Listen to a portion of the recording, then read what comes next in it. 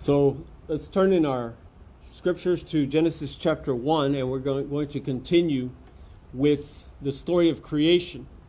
And we are on day number 6.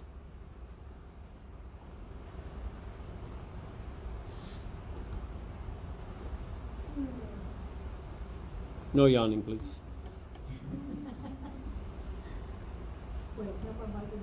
Haha. It's a conspiracy. And let's see, we're going to be on verse number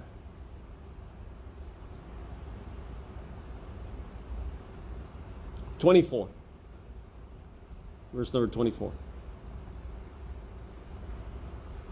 ויאמר אלוהים תוצא הארץ נפש חיה למינה בהמה ורמס וחייתו ארץ למינה ויהי כן. And God said, let the earth bring forth living creatures according to their kind, cattle and creeping things, the beasts of the earth according to their kind. And it was so. ויעש אלוקים את חיה הארץ למינה ואת הבהמה למינה כל רמס האדמה למיכהו וירא אלוקים כי טוב. And God made the beasts of the earth according to their kind, and the cattle according to their kind, and all the creeping things of the ground according to their kind. And God saw that it was good. ויאמר אלוקים נעשה אדם בצלמנו כדמותנו וירדו בדגת הים ובעוף השמיים ובבהמה ובכל הארץ ובכל הרמס על הארץ. God said, let us make man in our image, after our likeness, and they shall rule over the fish of the sea, over the fowl of the heaven, over the animals, over all the earth, and over all the creeping things that creep upon the earth.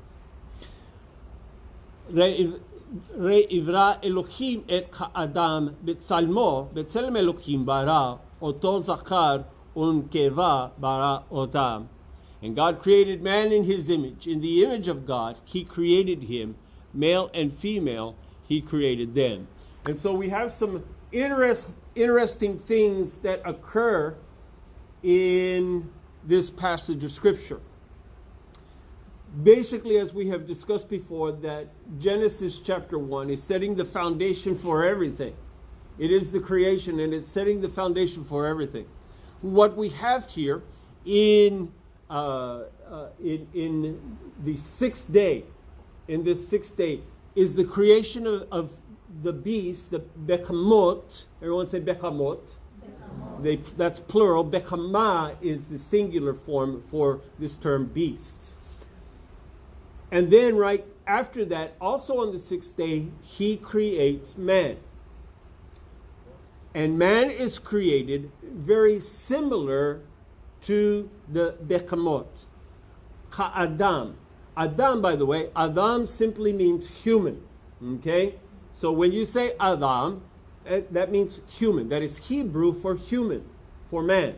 Okay? So when God would call him Adam, he would go walking in the garden, he would say, human, like you would say dog, and he would say human, kind of interesting little thing there. And so Adam is Hebrew for human.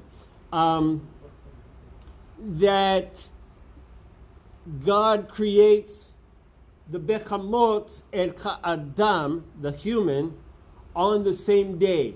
Why? Because there is a relationship.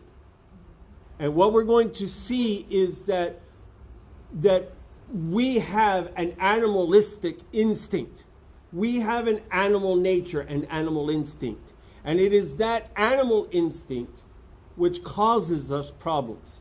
Now, next week, we're going to go directly into the creation of man and discuss the creation of Adam.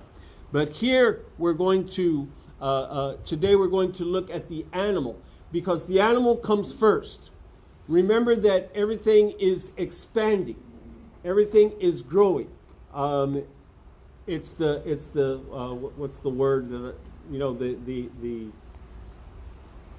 to increase. Huh?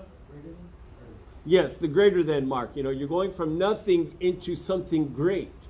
Okay, so you have that growth going on, and everything is in preparation, as we have spoken before. Everything is in preparation for mankind, because man is the pinnacle, is the top, the zenith of creation. Not the malachim, not the angels. Mankind is the zenith, is the apex of all creation. And everything was created for mankind to enjoy. The malachim, the angels, are created, number one, to sanctify the name of God. Number two, to assist mankind in his journey. To assist mankind. And one level of these angels, of these malachim, are called the watchers. And they watch. In the book of Daniel, it speaks concerning the watchers, the angels. They're watchers. That they're watching earth, they're watching creation, they're looking over us. In other words, they're what we call guardian angels. And so there are guardian angels who are watching over creation, different aspects of creation. You'll remember when I was speaking to the creation of the luminaries, of the sun and the moon and the stars. And I told you that every star has its malach, and every star has its angel, and every angel has its star. And so the animal life has its caretakers in the spiritual realm. Humanity, we have our caretakers. The nations themselves, Israel has a guardian angel. The other nations have angels who watch over them and assist them, try to help them, and not always in a good way. There are good angels and there are not so good angels, and those not so good angels, they also are assigned over different aspects, different nations. So that Persia had an angel, and Babylon had an angel, and Greece had an angel, and Rome had an angel, and the United States has an angel that watches over this nation, that is the guardian of this nation. And so we all have our angels, and we have these watching angels, these watchers. But the angels are here to assist mankind. And though we are at this point created, the scripture says, a little lower than the angels, the day is coming when we shall be elevated above the angels. Rav Shaul says, do you not know that you shall judge, that you shall rule over the angels? And so this is in Olam Chava, in the world to come, that we will rule over angels.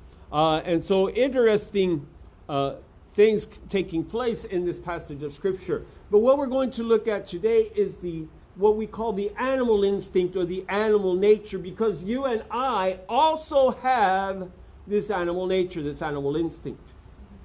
Now, the distinguishing factor, which we will get into much more deeply next week, is the fact that we also have a spiritual instinct, or a spiritual nature. And this is the duality which Rav Shaul speaks about in the book of Romans, chapter 7, chapter 8, and in there, that we have the old man and the new man, the old nature and the new nature. The old nature is of the earth. The new nature is from heaven above, is from God. And we're going to be talking about that next week. One of the curious things that the Chasal teach us is that at the moment of creation, everything is already created. You remember that we spoke about how God calls out first what? Light, or. Let there be Lord, or. Let there be light.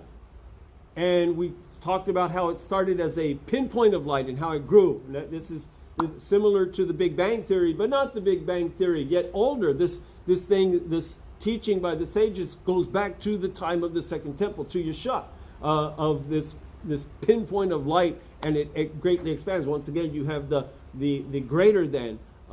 You're going from nothing to something great and enormous, and considering that man is again the pinnacle of all of this, is the height of creation, of God's creation. Why? Of man, he said, let us make man in our own image. He did not say that about the animals. He did not say that about any of the other creation, including the angels, the malachim. He did not say that. He says this concerning man. Let us make man in our image. Again, we'll get into all of that. But at the moment of creation, everything was created. You remember how we talked about how the light traveled, as the light was traveling, how elements were dropping out of this light. And that everything in the universe, that physiologists tell us that everything in this universe is created by light, created from light, that we are all made of light photons. Basically, that's what we are. That everything, all matter is created from photons of light. And so how these particles were falling out, and this is where the planets come from, and the stars, and all the elements of this universe come from that. Also, and where I'm going with this also, that in the beginning, when God created, the very first aspect of creation, at that very first aspect of creation, he created our souls. Every human soul is a gift from God. Every human soul is created at the moment of creation, saying, you're not really new. Only your bodies are new. And some of us, that's questionable. But you are, in fact, an old being. You are as old as the universe. Because your soul was created at the moment of creation. And so the Chazal teach us, the sages teach us, that everything was created at that moment of creation. And then they came into being, they formed and formulated and such as that. Your body was not created at creation. Your soul was created at creation. And so, interesting things that take place there. One of the things that is interesting there is that they tell us that for all the years that we were sitting around the throne of God, waiting for our time to be born, that we were being taught Torah. And the sages tell us that when a child is being birthed, as he goes through the birth canal, that there's an angel there who causes us to forget everything that we learned. Why? So that we will strive for it in this life. So that we will search it out in this life. This is why a lot of times, number one, we have that spiritual aspect of us. We have that spiritual feeling, that spiritual nature about us. This is why. This is that longing that you feel for Olam Kaba, for the world to come. We long for the world to come. We long for Yeshua Mashiach. We long for the Messiah. We long for things to go back to the way they were. We long, growing up in the Christian realm, that we long to go to heaven, right? We wanted to go to heaven. We couldn't wait. And we couldn't wait. Not that we wanted to die, but we wanted to go to heaven. Where does this longing come from? Where does all of this come from? It comes from the fact that that is our home. Our home is at the throne of God. Because our souls are created at the moment of creation. He created our souls, and there they are. So we have a spiritual deja vu taking place within us. We have this deja vu. I've been here before. Not that you have been here before, but you have been in a prior existence. Meaning what? We're not talking about the stuff from India, that you're recycling and recycling and recycling, but that you had a prior existence, not as Caesar, Okay? None of you here were Augustus Caesar. He's his own person. None of you here were Nero. None of you here were Napoleon. Okay? You've always been you. But you have not always been here. Where were you before? Here, you were there. You were above at the throne of God. And we have been waiting our time. And so as we're waiting our time, we're learning Torah. But when we go through the birth canal, my malach stood there and he erased my memory. But there are still, as it were, particles. There are aspects of me that longs for home, longs for Father, longs for the peace and the grace. Why? Because we already knew those things. And as we hit them in our understanding of Scripture, in our growth in our spiritual life, as we come to these things, that's our aha moments. When it clicks, and you say, I got it. Now I've got it. Why? Well, you see, you were already taught that. Now in this life, it's making sense to you. It's coming together.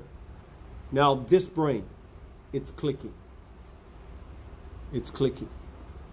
And so that's why we feel many times the way we do. This is why we have this longing for peace and this longing. We grow weary of the trials of this world. We go through them, but we grow weary of them, and we long to go home. We long to be in Olam Haba. We long to go to the next level. Why? Because in reality, that's home for us. We are in Galut. We're in exile. Our soul is in exile here. And it's longing to return to that land of perfection. And it really, really, really ticks your soul off when you mess up. Your soul really, really, really gets peeved when you mess up. We call it guilty conscience. When you've made that connection,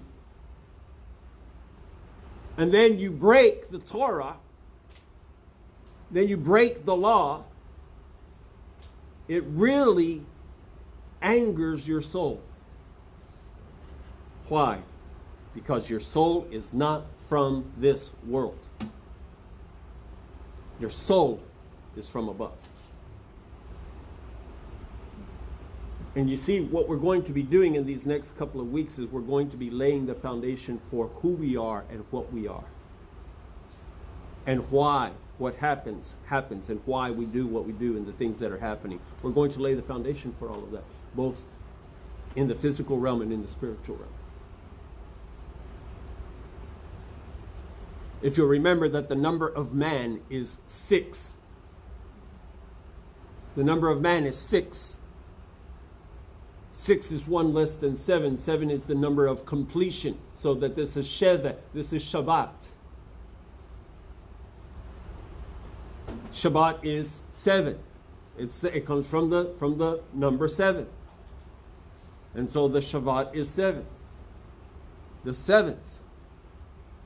And 7th, and so when we talk about a whole week or a complete week, we talk about what? One that has how many days?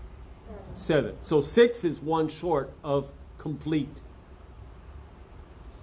Okay? So 6 is 1 day short of complete. We were created on the 6th day. So you have the 666 that is spoken of in Hit Galut in the book of Revelation. That the number of man is 666 because we're created on the 6th day. And the 6th day is Friday. We were created on the 6th day. Would be yesterday. Okay? And then Shabbat is a complete week. So we have in the Aleph bit, we've already gone through this, so if you want to go back and look at the teachings of the Vav and the Zayin. The Vav, number 6, Zayin, number 7. Vav is man. Zayin is man with a cape. AKA, you got it, say it. Superman. Okay? Where did Superman come from? Well, the creator of Superman just happened to be a Jewish man. And Superman is Mashiach, is the Messiah. He comes to do what? He comes from out of this world to do what? To save the planet, to save the world. Right? Yes, sir? Superman, you want to know what his cape is for? What is this cape for? It's his talit. Very good. So Superman's cape is talit. So in the Zayin, he's wearing, the Zayin is a Vav wearing a cape. It's the Mashiach, and its number is 7. It's the Mashiach. Okay? So we have the first man who is earthly of this earth, Paul says in Romans. We have the second man who is from above. He's from heaven. Okay? So, so Vav, what does Vav mean? Anybody? What does Vav mean? You remember your Hebrew? Huh? It's a nail. A peg means connection. Vav is the connector. Okay? So what do you mean connector? Well, what do you do with the nail? You connect one board to another board. A peg, right? What you do with the hook? Remember the hooks from in the Mishkan, in the tabernacle, the hooks that hook the curtains onto the posts. Those are called vavim. That's a vav. It's a connector. It's connecting. The pegs that connected the Mishkan to the ground, that they drove into the ground. Okay? Man is the connector. The connection between heaven and earth. Man was created to be the Kohen, the priest, i.e. the go-between. But we blow it. We'll get into that later. Okay? Why you hang the nails before by you? The cross. Yes. Yes. So you have, because why? He said the nails held Yeshua to the cross. They connected him to the cross. Okay? And so you have, and who is he? He's the new man. He's the Mashiach. He's the Superman. Okay? So, but man is the connection. We'll get into more of that. But we're the go-between. We are, that's why, what is the responsibility of Adam? What is the first responsibility given to Adam? To take care of what? To take care of the land, more, to take care of the animals. It is his responsibility to name and then care for the animals. We're going to get into that. Why? Because he's the go-between. He's the one who's created in the likeness and the image of Hashem. So he's the go-between. And so, as we studied before, the 5th day, the fish, the things that were created out of the sea, were created from the elements that were in the sea. Okay? So everything so all of the fish, everything that's in the sea is created out of the elements of the sea. Then you remember we talked about the birds and the reptiles, the frogs and all. They have a different flesh. Paul talks about this. In 1 Corinthians chapter 15, he talks about that there are the flesh of animals, and then there's the flesh of the fish, and there's the flesh of a bird. And then there's humanity. Okay? We all have different flesh, different types of meat on our bones, because the flesh is created out of the substance from which it is taken. So where were the fish created? The fish were created in the sea, so they are created out of the elements of the sea. By the way, the fish is the one living being for which is kosher to eat. So long as you are eating a clean fish, it is kosher to eat. It is paritz. Okay, so you can eat it with anything. Okay, you don't have to worry about draining the blood. You don't have to worry about it is kosher as it is. Okay? The rest of the animals, they're different. But the fish, as long as it has scales and fins, it is kosher to eat, and you don't have to worry about getting all the blood out, and you don't have to worry about doing all of that. Okay? You can eat it tail first, head first, fin first, however you want. You can take all of it off, leave it all on, however, eyeballs, I don't know. You can do it, the whole thing. And it's kosher. Okay? Because it's made of a different substance. It's made of a different substance because it's taken out of the water. What about the birds? The birds are created out of mud. Okay? So they're created, they are, in essence, a go-between creature. And so they are created out of both water and dirt combined. And so they have a different flesh. Okay? And they are related to the reptiles, because the reptiles are also the amphibians and such, the frogs and the toads and the lizards and all of that, the turtles. They're all created at the same time. Okay? And why are they created at the same time? There's a relationship with them, between them. Okay? So this is why you have flying reptiles, and why evolutionists think that the bird evolved from a flying reptile. Why? Well, they're not exactly accurate, but they're not exactly wrong. Because there is a relationship between the bird and the reptile. The one difference, the one distinction is that none of the reptiles are clean. But some birds are clean. But they are created out of both water and dirt. Okay? So they're a combination. They're kind of the go-between. You have the fish and you have the go-between of the birds and the reptiles. And then you have the land creatures who are created solely out of the dust of the earth, out of the dirt. You can see how evolutionists, in studying this, would not having, because they do not accept the scriptures and they do not accept the Genesis teachings of creation. So they see the fish and they know that there's a relationship. They know that the birds and the reptiles are a go-between. And so they say, well, this transformed into this. No, each was made after its kind. But it still is a go-between. This is the fish are made out of the substance of the sea. The birds and the reptiles are made out of the substance of the mud and the water and the dirt. And then the animal life, the bekamot, are made exclusively out of the dirt. And so this is why they are judged in different ways.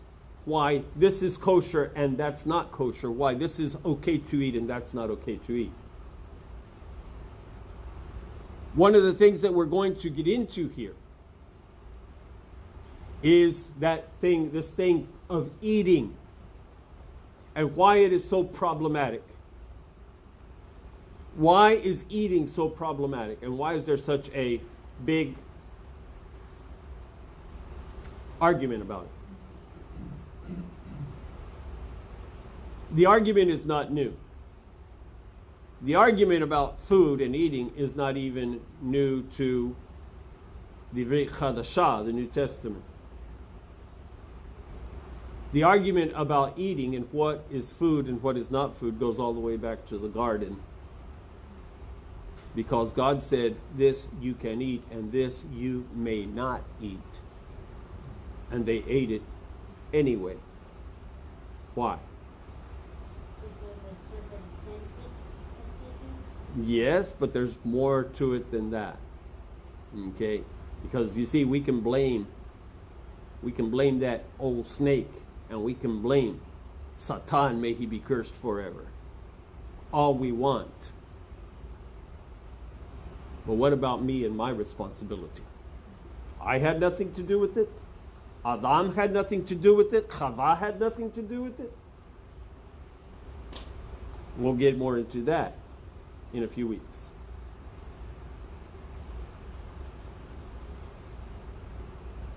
But this thing of, because everything has its own skin, its own type, and its own kind. And we, you and I, are in fact related. There is a relationship between us and the animal kingdom.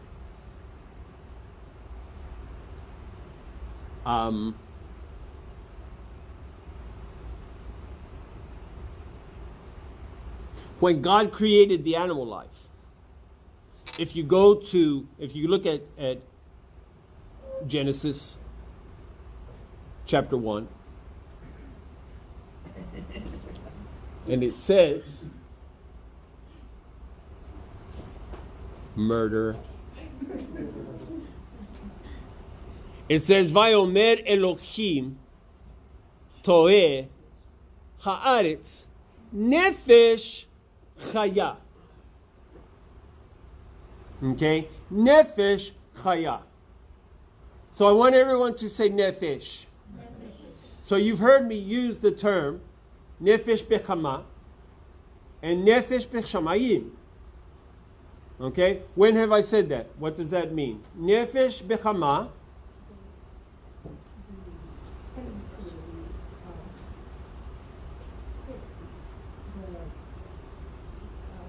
Instinct. Or nature. Or soul. So, it says that God said, let the earth bring forth nefesh chaya. So chaya, everyone say chaya. It's where we get our word l'chaim, to life. So chaya, nefesh chaya, living souls, living instincts, living natures. Let the earth bring forth living beings. Now, this is very important. Why? Because notice that it says that these animals are living beings, that they have nefesh chaya. Nefeshim chayim. They are living, they have instincts, they have living souls, that they are a living soul. That God created in these animals living souls. It also says that God created Adam in his image, in his likeness, that he breathed into him the breath of life, and he became a living soul. This is the similarity, that you and I are related to the animal kingdom because we both have this nefesh chaya. We both have this instinct. And in fact, this nefesh chaya is so strong in us. It is prevalent in all living creatures. The fish in the sea, the creatures in the sea, they have nefesh chaya. The birds in the air have nefesh chaya. The reptiles and the amphibians have nefesh chaya. The animals that walk on the earth have nefesh chaya. And humanity, every human being, has a nefesh chaya. An instinct to live. An instinct to survive. Your pets have an instinct to survive. This is why they are selfish over their food. This is why they growl at other dogs or other cats when they walk by. Is what that is all about. I want to survive whether you do or not. Guess what? You and I have that same instinct. This is why so many people, this is why Golden Corral makes so much money. Because we have that same instinct.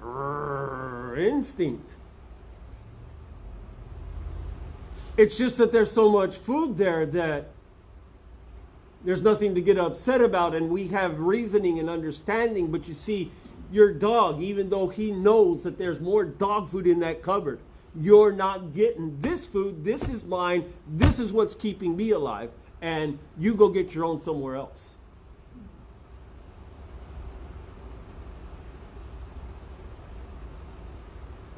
Because they do not have reasoning. They live by instinct. You raise cows. You raise cattle. What is a cattle good? What is a cow good for? What do cows do? What is in their heart, in their mind, in their thought, all day long? They have one, sometimes two, sometimes three things going on in their mind. Number one, eat. All you see them do is eating.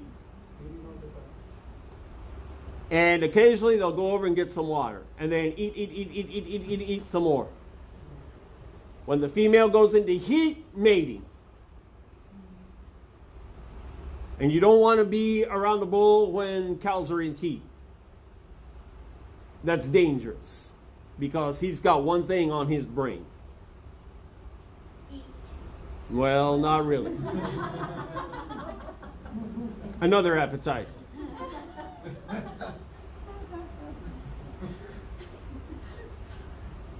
But then later, yes, eat. Now remember what I said. You have the same instinct as that cow. The difference is you have the power to reason. You have the power of self-control. Do you know what one of the hardest things to teach an animal is? One of the hardest things to teach an animal is self-control. Even your pet dog, teach it self-control. It's one of the hardest things to do. Teach it to sit there and wait.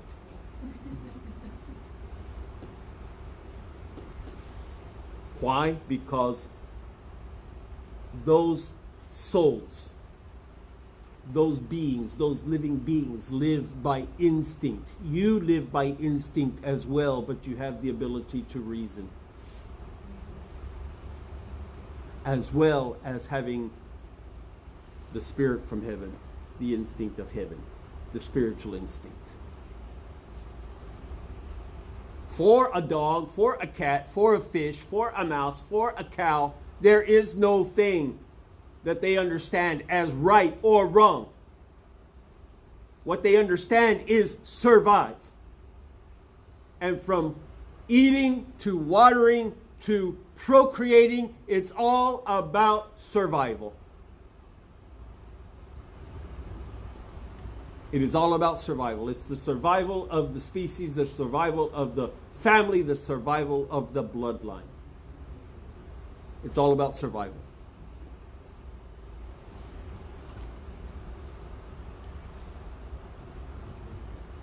And so, when God creates animal life, He calls them nefesh chaya. He calls them living beings, living souls, living instincts. And Adam is also created with a nefesh chaya, a living soul. You will hear me often use this term, and which we just mentioned a moment ago, the nefesh bechama. The term bechama is generally understood as a grazer. What do we mean by grazer? That the animal eats grass, vegetation. All of the land animals are considered to be bechamot, because originally, in original creation, they were created as bechamot. They were created as grazers, including the lions, tigers, and bears. Oh my! I knew you were going to say that.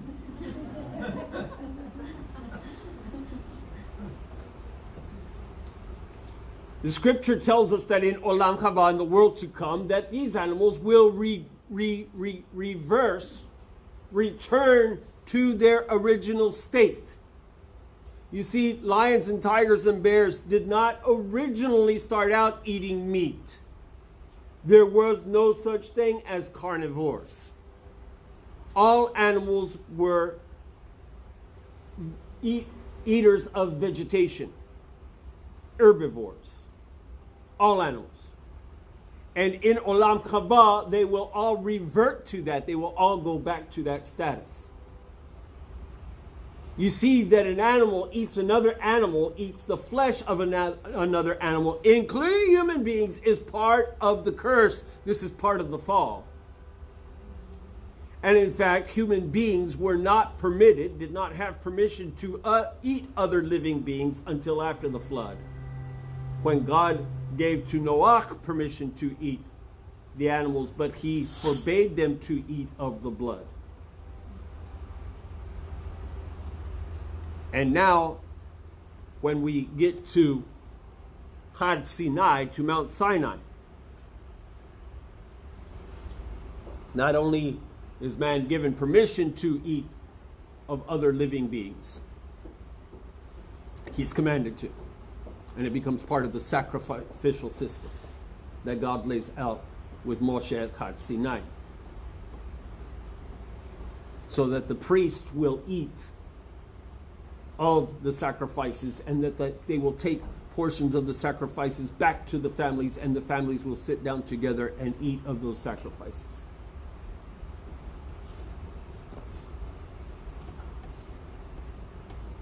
And so all of these animals that are land dwellers, discluding the fish, discluding, even they have that strange fish that can walk short distances on their fins from this pond to that pond. We're discluding that, discluding the toads and the frogs and the reptiles and the birds, but the land dwellers that dwell exclusively on the land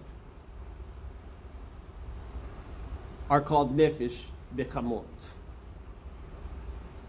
These are the Nefesh Chaya, Nefeshim Chayim. And they were originally created as grass eaters. By the way, is Ha'adam Nefesh Bechama? Is the human a Nefesh Bechama? In other words, is he also a grazer? Yes. What did man eat originally? Vegetation. He ate fruits and vegetables. He was not a meat eater. He was not a carnivore or an omnivore. He only ate. Man was originally an herbivore. Man was originally created as a vegetarian. Adam was the first vegetarian. Now, in true Judaism, Orthodox Judaism, it is difficult to be a vegetarian. You can be somewhat of a vegetarian, but we are commanded to eat meat at certain times. But we were originally created as grazers, as vegetarians. And so from goats, from rabbits, to elephants, they're all considered bechamot. They were all considered grazers. And even to this day, from the rabbit to the goat and the sheep to the rhinoceros to the what have you, they're all nefesh bechamot. They're all grazers. Now the lion and the tiger and the bear still grazes, but he also eats. So he's an omnivore. He eats anything. The lions and tigers and dogs and cats are meat eaters. They're carnivores. And so they have changed. Isn't it amazing that it's the animals, some of the animals that we domesticate, that have fallen the hardest under the curse? Those that we deem to be more hospitable to us. Because even if you raise sheep and goats, they stay very wary of a human. Cattle stay very wary of humans. But dogs, they act like you're one of the pack. They think you're another dog. They think you're just that you're just the alpha male or the alpha female. I don't know. Is there an alpha female? They think that you're the alpha, that you're the head of the pack. And sometimes they think that they're the head of the pack. The cat always thinks that he's the head of the pack. He doesn't care. It's like the meme I posted the other day. If cats cannot spread coronavirus, but if they could, they would on purpose give it to you.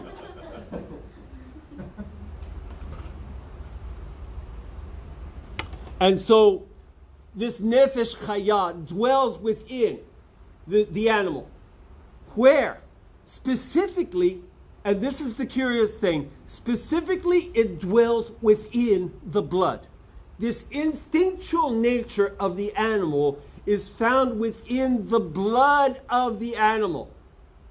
And this is why God has commanded that we not eat blood. We are not permitted to eat the blood of any animal that we eat. Why? He said, because the life is in the blood. What does he mean, the life? The nefesh chaya. This soul, this instinct is created within the blood. And you are not permitted to eat that. Now I'm going to tell you two stories about that. The first is this. I had a friend who's passed away. He was a missionary to Mexico. And he came to a serious problem in one of the congregations that he had founded down in Mexico. And that is that the pastor of one of the churches that he had founded, the pastor, the missionary had founded the church, and he had taught this pastor, and so this pastor came in. He had raised this pastor, and this pastor came in, and he headed up the church. The missionary found out that the pastor, when he would kill a goat, that he would take some of the blood of that goat and he would cook the goat meat in the blood, which is a delicacy in some parts down there. In some places, they take the milk and they mix the milk and the blood and they drink it like that.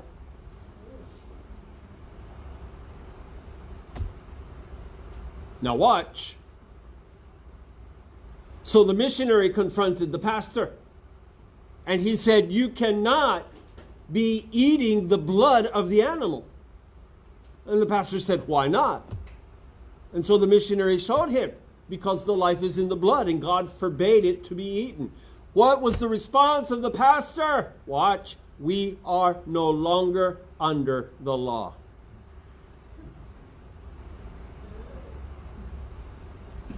That's what he said. Where did he get that from? Come on, where did he get that from? He got it from the missionary. In the book of Acts, James says we still cannot eat. This is correct. This is correct. But my point is this. You see, he was falling back on what Christianity teaches, that we're no longer under Torah. Because Torah tells us that we cannot, that Torah is the foundation of everything. Where did Yaakov get this, that we could not eat blood? Torah.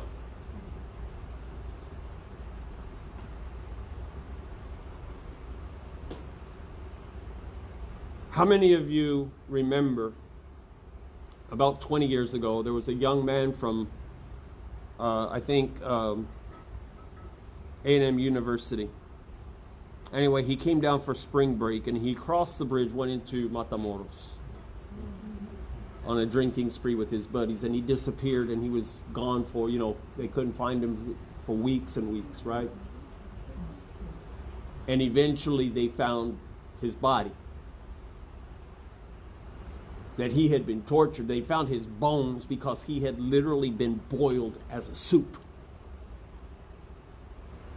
And that the head of this gang down in Mexico, down outside of Matamoros,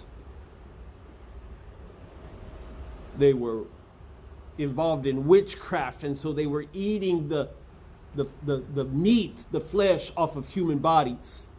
That they ate this guy's heart. They drank his blood. Vampire. And the reason why they were doing this is because they wanted this man, the leader of this group, wanted the power that this other young man had, to double his power. And that they believed that in doing this, this would protect them from the police, that they could become invisible. I remember that. I was living in Matamoros when that Yes. Yep. And so the whole purpose of eating the human was of the cannibalism. And this is true about all cannibalism like that. Not talking about survival, but that is forbidden as well. But talking about people who are wild or whatever, and they're eating as cannibals. They're cannibalistic in their lifestyle. The reason why they eat is to get the power of that other person, of that human, and to take it into themselves. So the Chazal tell us that the reason why we are not to drink the blood, the sages tell us that the reason we are not to drink the blood of an animal is because the instinct of that animal is in his blood. Thus, when you eat the blood of the animal, you are in effect eating his nature, his instinct. And you take on that animal instinct yourself. So, you want to know why so many people act like pigs when they go to Golden Corral. What are they eating? You see, it's more than just the biological. It's more than when it is a truth when they say you are what you eat. You become what you eat. This is why certain foods are forbidden. Certain foods. It's not food. Certain animals are forbidden to us.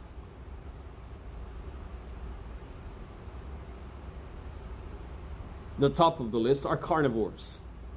Because we would take that instinct upon ourselves to consume flesh, others, not just physically, but mentally and emotionally and spiritually. Always hungry always on the prowl for more prey, someone else I can take down, someone else that I can have my way with. Someone else I can subdue for my gain. Someone else I can walk on top of so I can climb the ladder.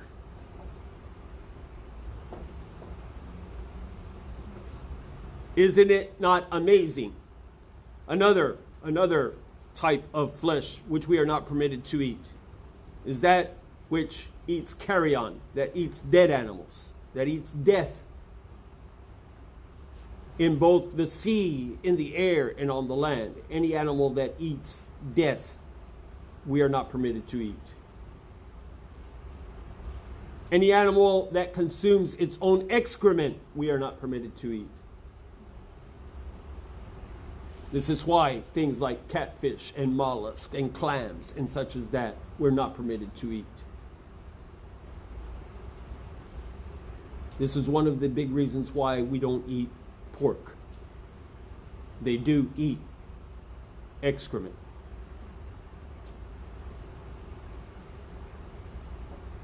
You become like them. If you take them, if you consume them, you become like them. This is the same principle as who you have as friends. With whom do you hang out? With whom do you go here and go there? With whom do you live? With whom do you have life?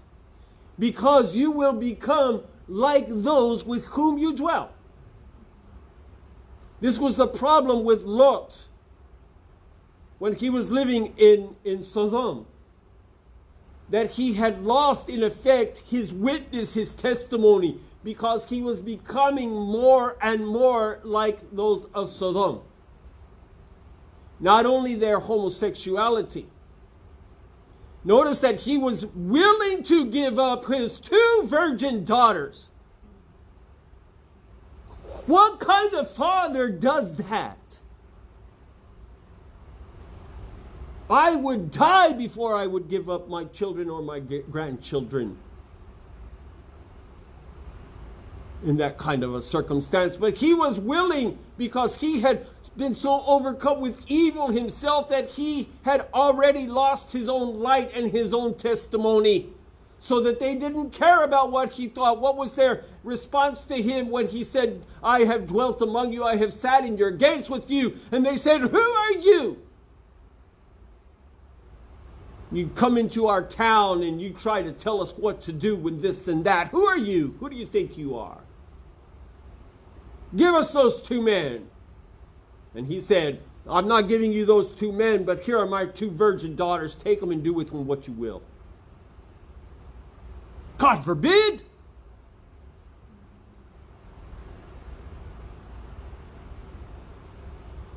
When we hang out in worldliness, when we hang out in Egypt, we become like the Egyptians. This was the problem with Bnei Yisrael. In living in Mitzrayim, in living in Egypt all of this time, that in living in Egypt, they had become like the Egyptians to the effect, to the point that they had actually become idolaters. They had lost their way. And they were worshiping the same idols as the Egyptians.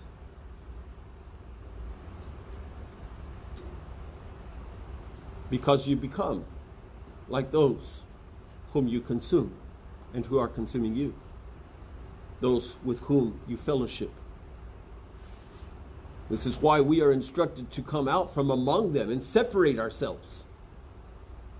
The word kadosh means to separate, sanctify, to separate, to come out, to be different.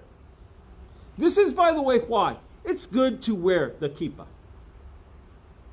Not just in here and not just on Shabbat, but when you go to H-E-B and Walmart. You need social distancing. Wear a kippah and seat, and there'll be some social distancing with most people. They just kind of look at you like, Most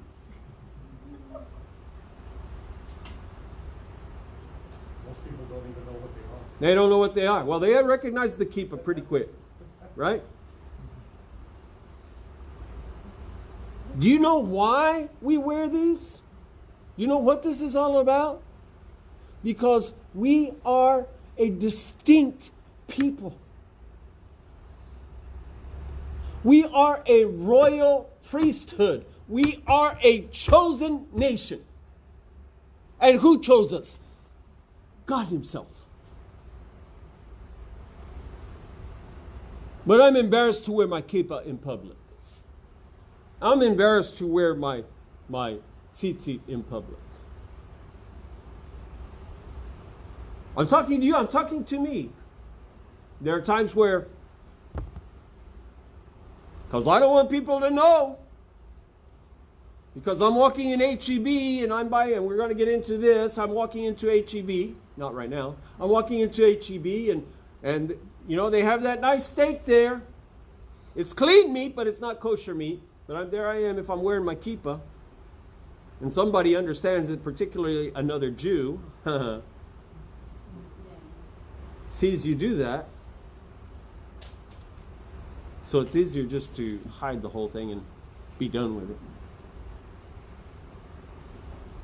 So we have decided in our family that we're going to eat as kosher as possible. It means a lot of fish. So if I start smelling fishy, you understand why. I've been wearing the tzitzit for 2 years since I've gotten back. Mm-hmm. No one has even asked me Wow. what it is. Wow. I actually had a Jewish person. Mm-hmm. He asked me what that was. I was amazed. Well, I wore them all the time when I was working at the school, and I got questioned almost every day. Almost every day. But it's because the students, they're curious, and they don't care. They want to know. but even some teachers and some administrators, and they would ask me, what is that? Sir, you have strings hanging down.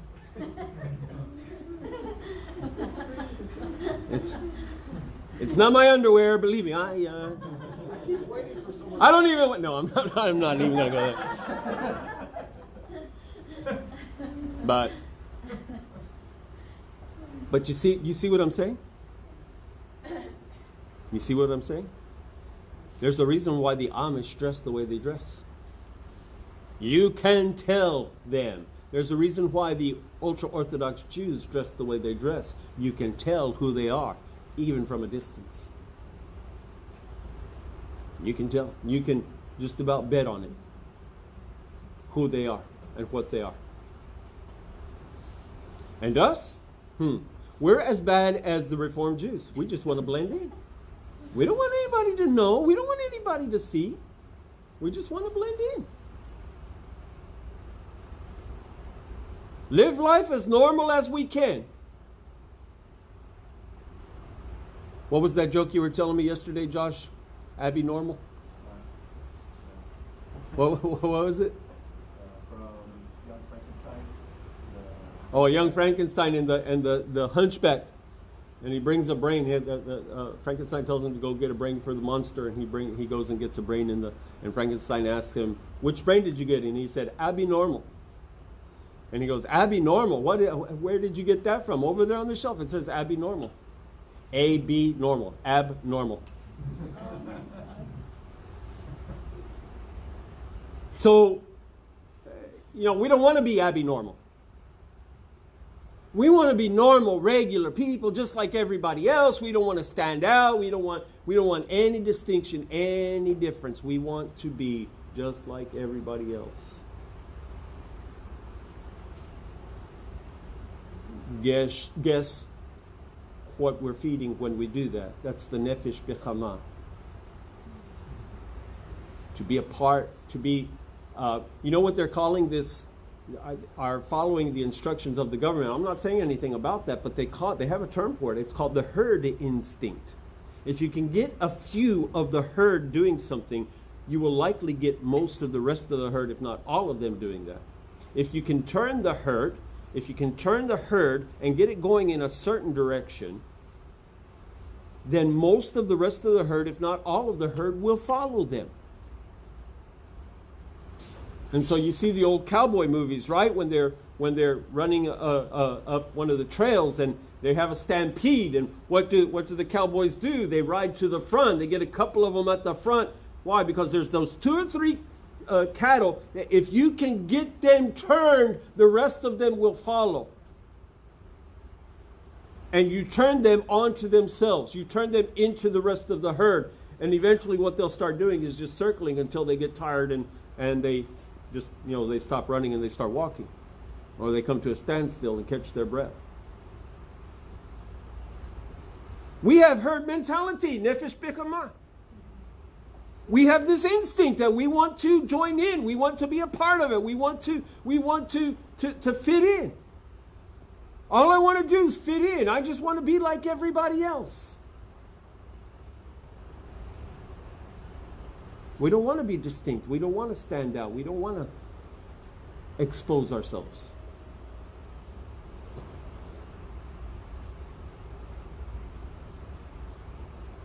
And so we're not to eat the blood of the animal because we take that instinct within ourselves, because that's where the instinct lives. The nefesh chaya lives within the blood. And so we're commanded to extract all of the blood. This is, by the way, why H-E-B meat, Walmart meat, and such as that is not kosher. Because they do not extract all of the blood.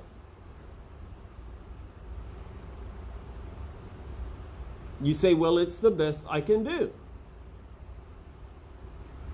No, it's not. How do they extract the blood? They pour it out. Here's the difference. In a kosher killing, in a kosher slaughtering, it is done in a humane and peaceful way. So what happens is that the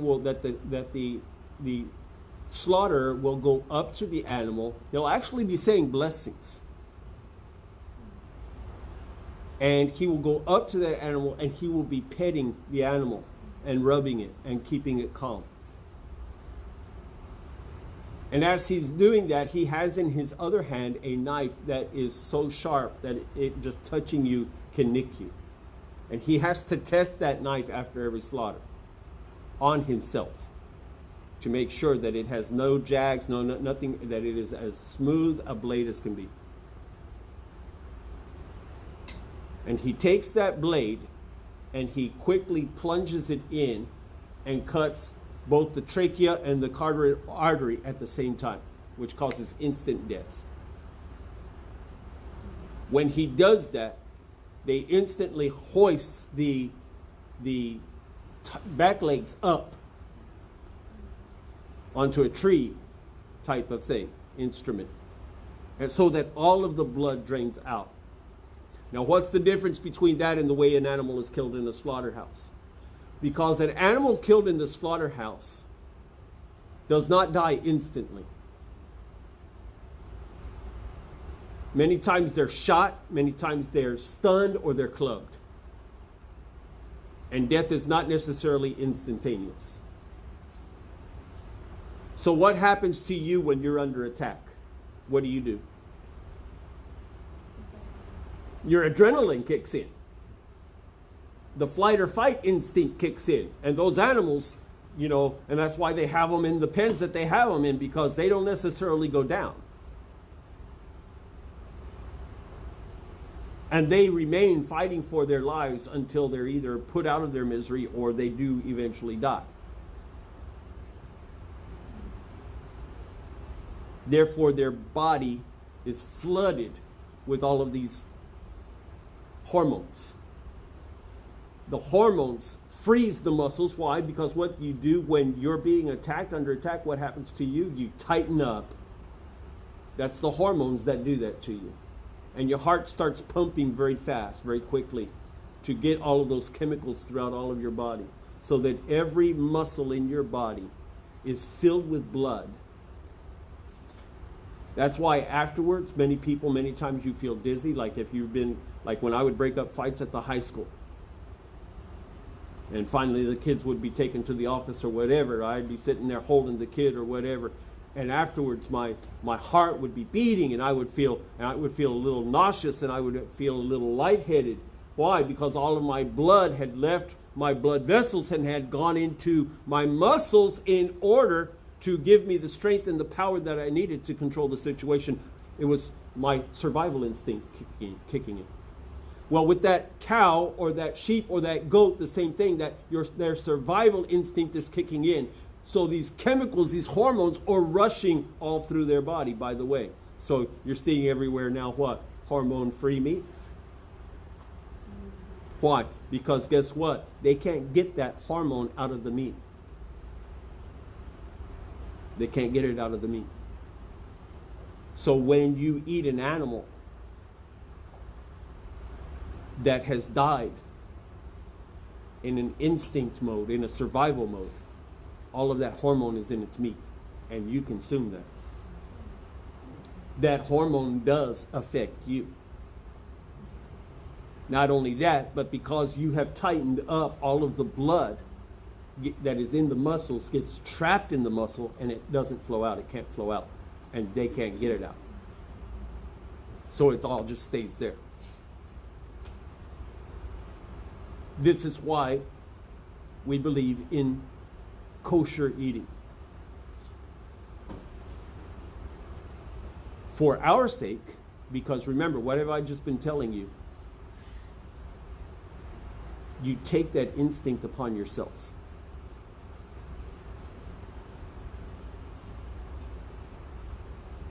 You take the instinct upon yourself. That's why HEB meat is clean but not kosher.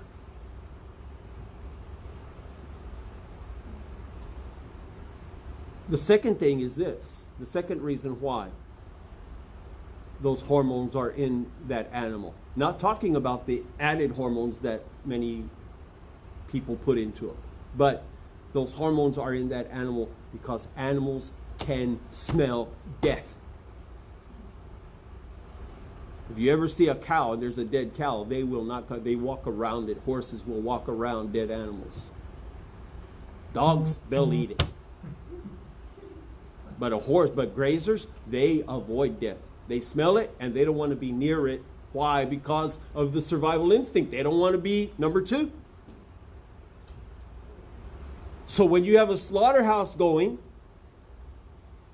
those animals out in the stable area can smell the death going on inside the building. Blood. The blood, yeah. And guess what? They don't want any part of it. So already their hormones are pumping because I'm next.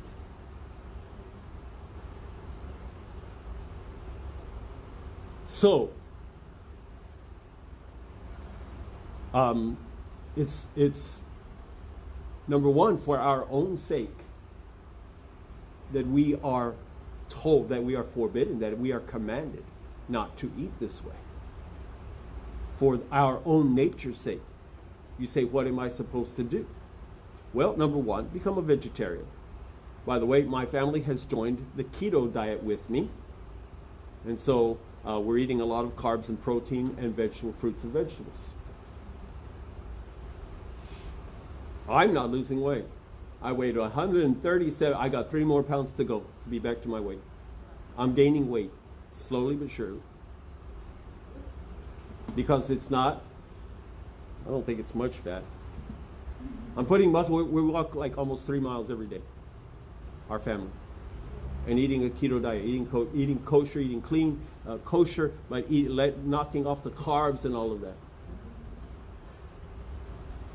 But we eat a lot of vegetables.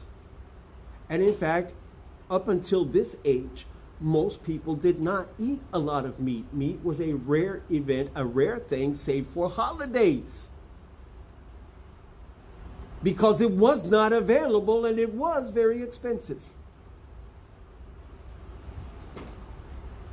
It is only in this age of mass production that we are able to eat meat every day with every meal. In the days of Yeshua, they did not eat meat with every meal. And if they ate meat, it was the cheap meat, i.e. fish. What were his followers? The majority of his followers were what? Fishermen. But they ate a lot of fruits and vegetables. Remember, Yeshua curses the fig tree because it has no produce for him. And so,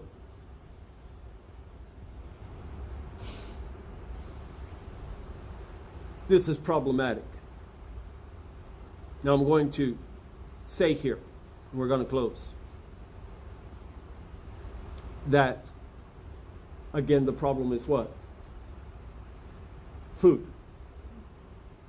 What we put in our mouth. Why do we fight this? Why do we fight this? Perhaps I do not love God as much as I say I do, because here he puts it out, and here we're saying, we can take this or leave it.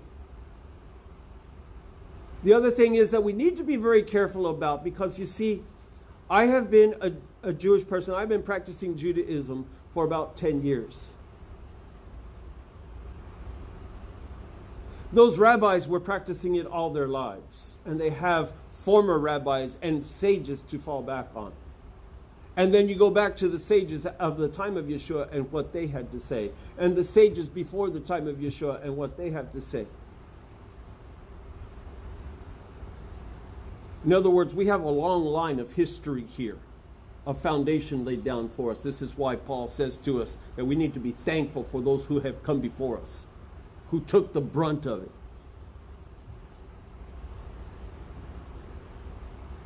For us, all we have to do basically right in these days is to read it and do it. So perhaps there's a problem of, because, I can say, well, the Bible doesn't say that. Okay, well, maybe it doesn't say it specifically. Does it imply it? By the way, what does the Hebrew say there? Does it imply it? And what is the standard that is set for us 2,000 years ago? What was Yeshua doing 2,000 years ago? It's not what did Jesus, it's not what would Jesus do, it's what did he do? How did he live?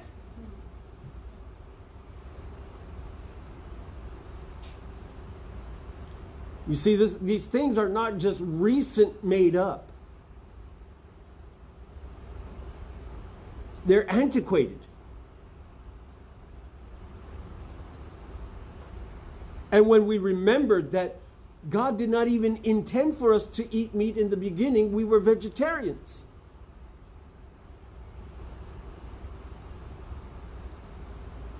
Then when he says not to eat the blood, and so we make excuses of why we have to still keep on buying that meat, even though it's got the blood in it. And we try to soak it out and do this and do that to it. You cannot ever get the blood fully out of the meat unless the animal has been slaughtered. By the way, one of the things I was going to point out is the humane treatment of the animal. Animals killed in a slaughterhouse are not treated humanely. You go to a feedlot and they are stuffed full of poisoning grains that fill them with fat, because our palate wants that fat. You know that God tells us not to eat much fat. In fact, the fat on the cows and the kidneys we're not permitted to eat. On the liver we're not permitted to eat. We're only permitted to eat the ribbing, within the meat itself, within the muscle itself. And so they stuff the cattle with all of these grains and chemicals and whatever to get them as big and as fat as possible. Because it's better for us? No, just because our palate has grown accustomed to that feeling and that flavor.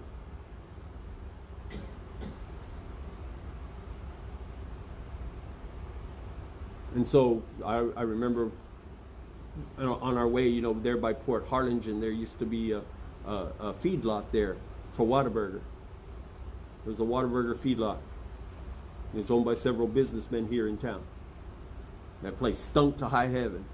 And you look over there and there were thousands of cows all close together, milling around, social distancing.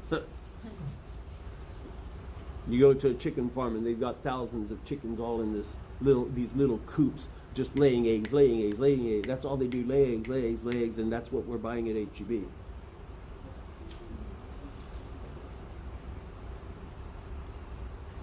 We are instructed by Torah to treat our livestock, our animals, humanely, as kindly, mercifully, and graciously as possible. So much so that to the extent that before I am permitted to feed myself, I'm supposed to feed my animals. Why? Because if they're in my household, if it's my livestock, I'm responsible for their well-being because they can't get out and go on their own and do. Therefore, I'm to feed them before I feed myself. I'm to treat them humanely. I'm to treat them with kindness. Why? Because there's a relationship between us, and I'm responsible before God for how I raise my animals and how I treat my animals. Why? Because he said that he was giving us, he gave me dominion over them. That means I have to answer for them and how I treated them and how I did them. This is why in Judaism, for us, there's not much hunting and fishing. And hunting and fishing for sport is forbidden. You are not to treat an animal with sport. I used to hate it that in Mexico when they had the bullfights, and in Spain you see them. They finally caught up to the Bible, and it's against the law now. But they have rooster fights and things like that. That's forbidden. You're not allowed to do that. And so you don't hunt for sport. You don't kill for sport. You don't even catch for sport. This thing of catch and release is forbidden. We don't do that in Torah, in following Torah. Why? That animal is a nefesh chaya. It is a living soul. It has feelings. It has instinct. It wants to live. It wants to survive. When you catch it, even if you intend to throw it back, you're terrorizing that animal.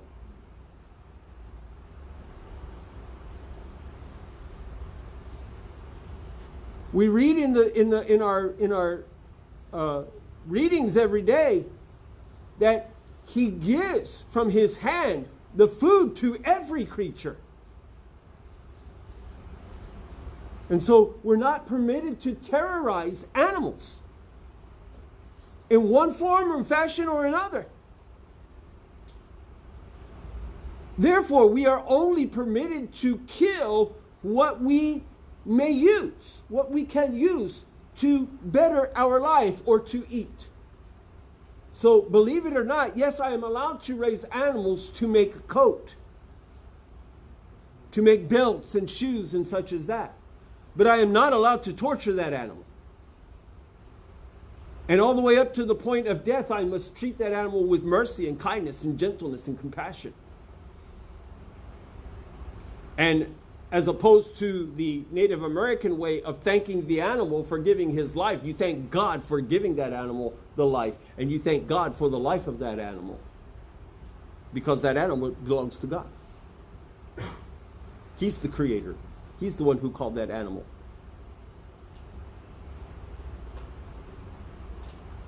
You see why I'm saying that these are foundational for us. Just very simply, because you see, show me how a person treats their animals, and I'll show you how that person treats other human beings. It's amazing that many of these crackpot killers that you go into schools and shoot them up and everything, and one of the problems that they always had was they were cruel, they tortured animals.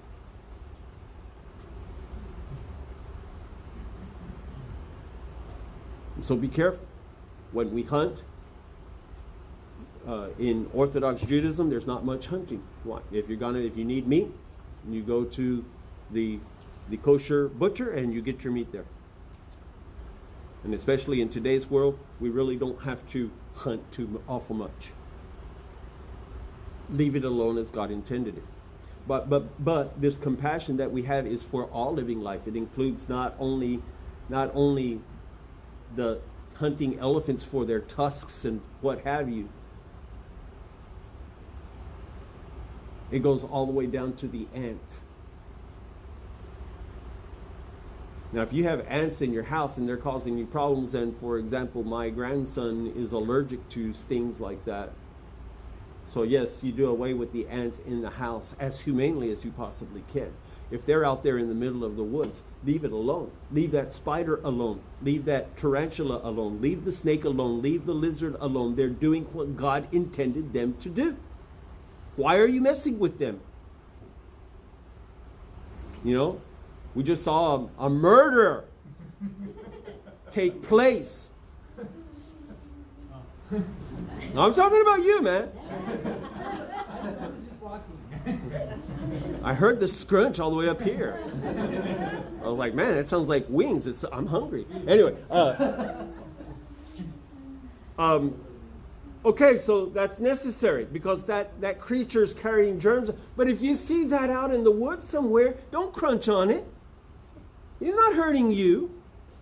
He's doing what he's supposed to be doing. God had an intention for every creature. God had a purpose for every creature. Leave it alone. Let it do what God intended it. What they would say is let it do what nature intended it to do. I'm telling you, let it do what God intended it to do. Leave it alone. Can you look at it, watch it? Sure, absolutely. But don't be catching fish just to catch them so you can say you caught this or you caught that and then throw it back. Think of the horror that fish is going through in its brain. It's instinctual. It can't help it because it wants to live. It wants to survive. Think of the horror when you shoot a bird and it comes flattering. And most of the time, I used to do dove hunting a lot, and most of the time that dove's not dead when it hits the ground. You have to go find it. He's floating around over there. Well, think of the pain he's going through and the torture he's going through. And he wants to go home to his wife and kids too. Yeah, they mate. I will never forget. There were some geese in the canal, Canadian geese in the canal. And I thought, oh, this was about 30 years ago. I thought, oh, perfect. And I went and got my shotgun and went all the way down to the end of the canal, and there they were. There was 4 or 5 of them swimming around. And the last 2 of them took off. They all started taking off. The last 2 of them took off, so I shot one.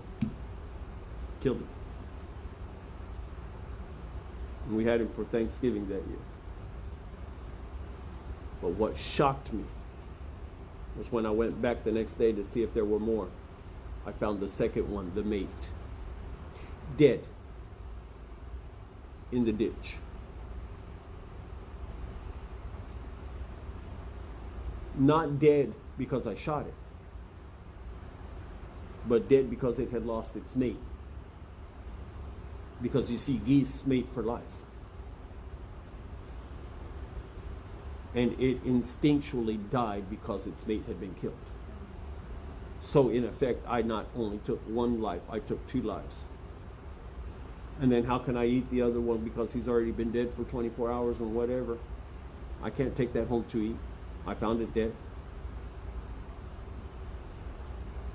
Be careful. So what is all of this teaching us? We're done. What is all of this teaching us? It's teaching us to be careful how we treat all life. It is no wonder in today's society that we do not have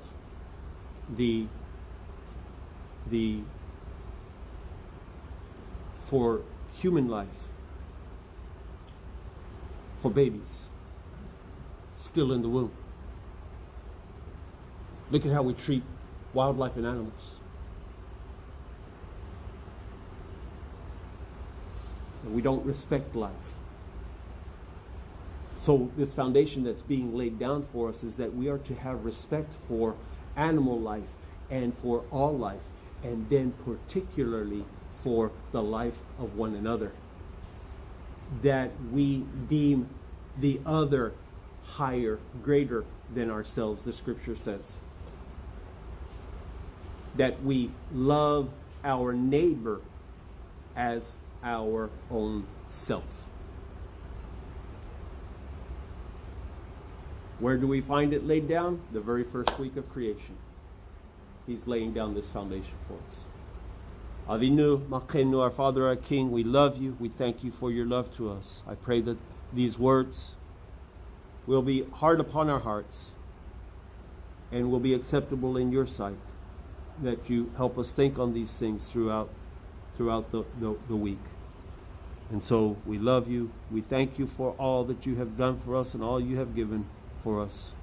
Father, we have been here to worship you. We thank you for this opportunity. We pray for those suffering from this virus, this dread disease that has come upon us, Father. We pray that you would bring healing. Father, that you would bring physical healing to this nation and this world. And even more important, that you would bring spiritual healing, Father. We love you. We adore you. We glorify you. May your name be glorified in all we do this week.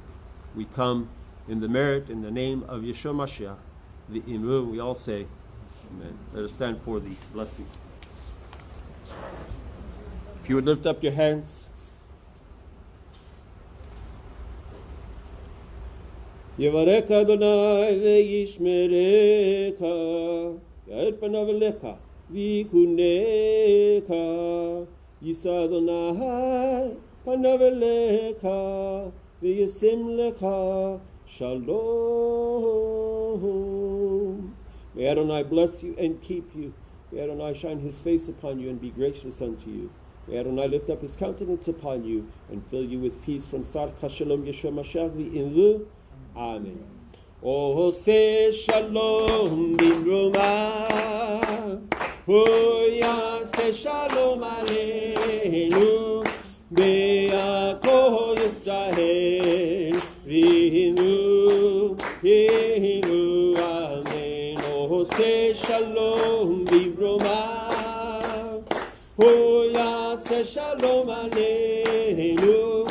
Be'akol Yisrael. V'hinu,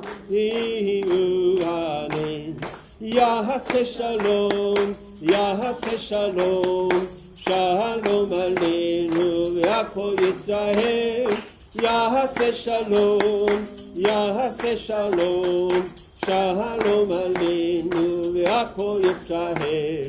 Yahaseh Shalom, Yahaseh Shalom, Shalom Aleinu ve'akol Yisrael. Yahaseh Shalom, Yahaseh Shalom, Shalom Aleinu ve'akol Yisrael. Yahaseh Shalom, Yahaseh Shalom, Shalom Aleinu ve'akol Yisrael.